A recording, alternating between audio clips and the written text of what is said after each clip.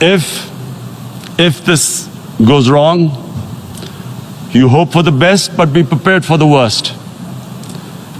If a conventional war starts between the two countries, Mr. President, if a conventional war starts, and anything could happen, but supposing a country 7 times smaller than its neighbor is faced with the choice, either you surrender or you fight for your freedom till death, what will we do?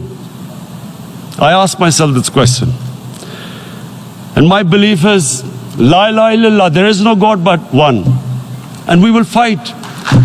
And when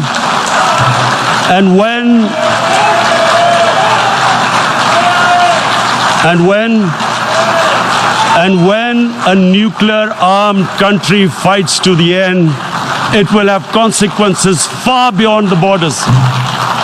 It will have consequences for the world, which is why I repeat I'm here. Because I'm warning you, it's not a threat.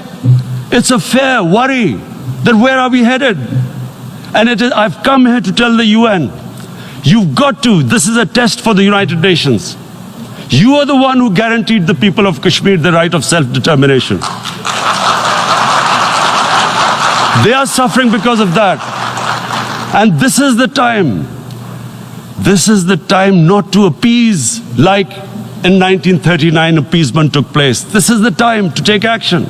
And number one action must be that India must lift this inhuman curfew, which has lasted for 55 days. It must free all political prisoners, and especially those 13,000 boys that have been picked up. Parents don't know where they've disappeared. And then the world community must give the people of Kashmir the right of self-determination. Thank you.